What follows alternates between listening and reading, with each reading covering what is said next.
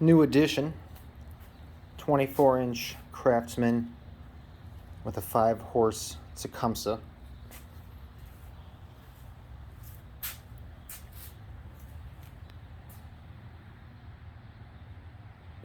Hasn't been started for days.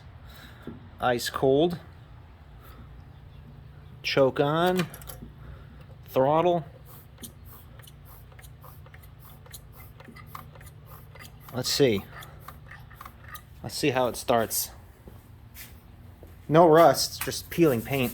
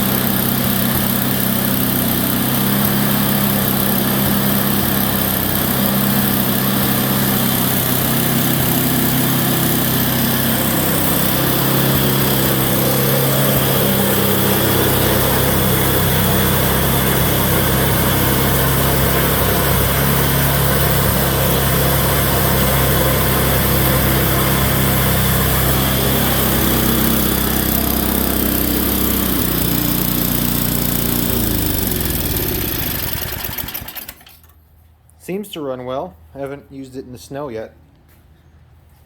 Hoping it will sell before that. I have this up for $425 at current. Was just at Ace Hardware in Chesterton, Indiana. They only had one 2-stage Toro available, and I think it was $1,000 or more. So it's a great time to sell. If it doesn't sell, I'll keep it. The small guy is obviously easier to move around than the big guy here. Nothing's changed with this guy, with the exception of I added the baffle plate in February of 2020, which supposed to keep snow from getting in through the back onto the belts. And then it was last January or February, I don't remember, in 2021,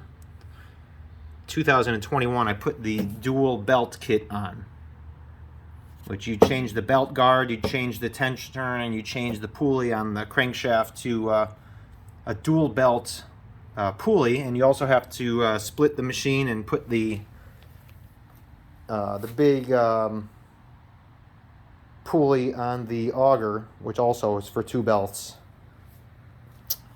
I was having a lot of issues with belt slip in heavy snow, and I only used it once since then, and it, obviously this is a 2007 model, and all the newer ones went to that, so I guess they learned along the way that, machine as big as this is 26-inch, and then they have 28, 30, maybe 32. It's just too much, moving too much snow with one belt. Also I put new skids on earlier this year, and I put a new scraper bar on. You can see that sticker on it. I don't even think it's been used since then. And about I don't know, a week and a half ago, I added some LED lights. I eliminated this light. So you see back here, I just put a piece of foil tape over it. You have your bridge rectifier here to convert. This machine puts out about 19 to 20 volts AC, and that converts it to DC. I didn't put any capacitors anywhere. I only have one 5 amp fuse here. This is in between the stator and the bridge rectifier. I did not put a fuse in between the bridge rectifier and the two lights, but I could always add one if necessary. Just remember, the factory light doesn't have any fuse. It's just wired straight. And it also doesn't have a switch. And I actually added this switch a couple of years ago, just so I could turn the light off. You know, it's not necessary, but I like having a switch. So, let's see. I think I already turned the fuel on earlier. Let's see, this one hasn't been started since I put the lights on. As you can see, it's ice cold.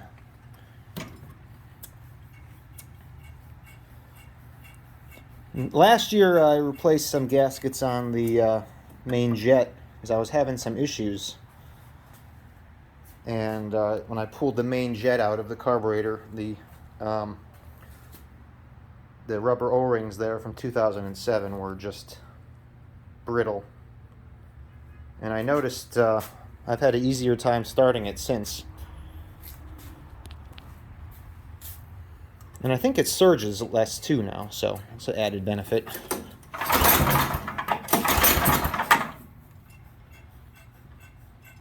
Hopefully this has fuel in it. You know, it has a little bit.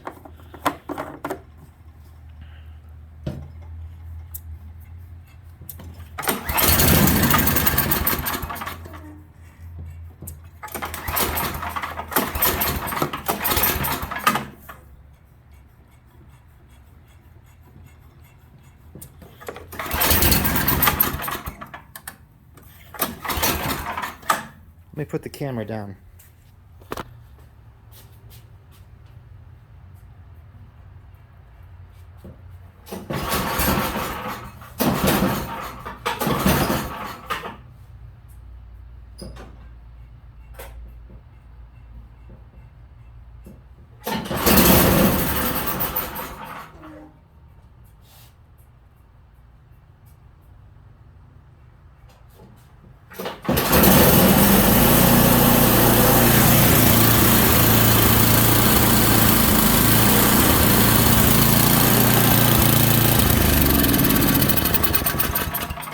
I guess I did that too early.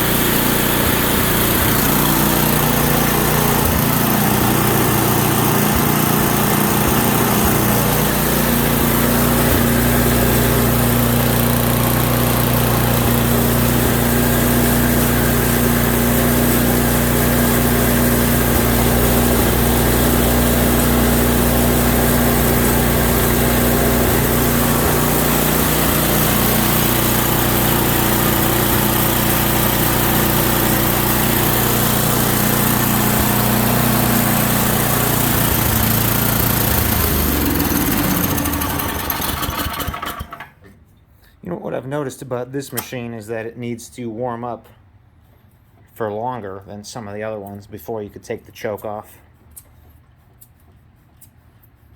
It's not a new occurrence.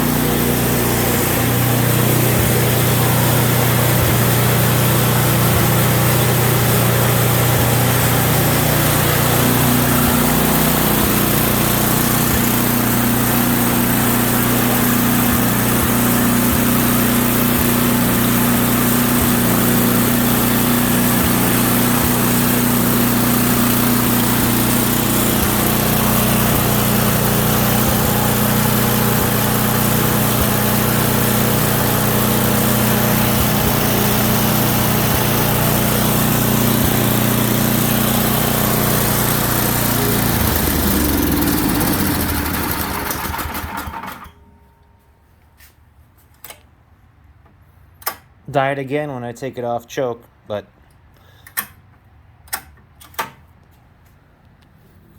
it's always been that way. You got to let it run for a few minutes before you take it off.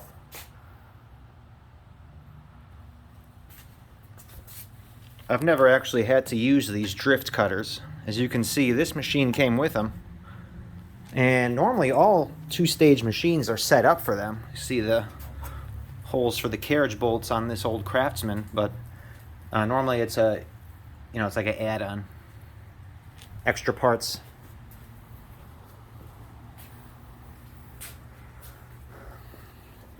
But there you have it. My father has a troy-bilt from, I believe, 2014. That's the same size as this Craftsman. And it's basically the same machine.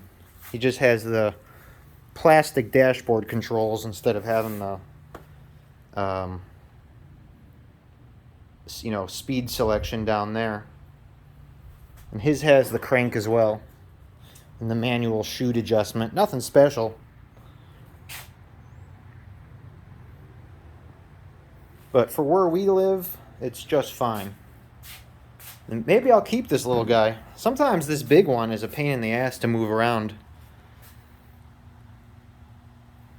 Also, considering I don't have a lot of driveway.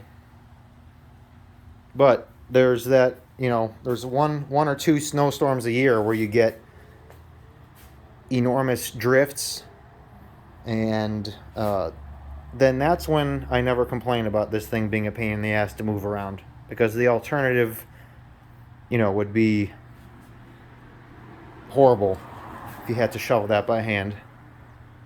But for small snows, it is a pain in the ass, I'll be honest. And that's generally what we get a lot of around here. Small snows. I think something like this size of a 24-inch, is most suitable for the average person. Especially if you're going to have people using it that aren't that strong. This is, pretty easy to turn. You can see one hand, there's not a lot of weight to it. Whereas this big guy, it's quite a bit more weight.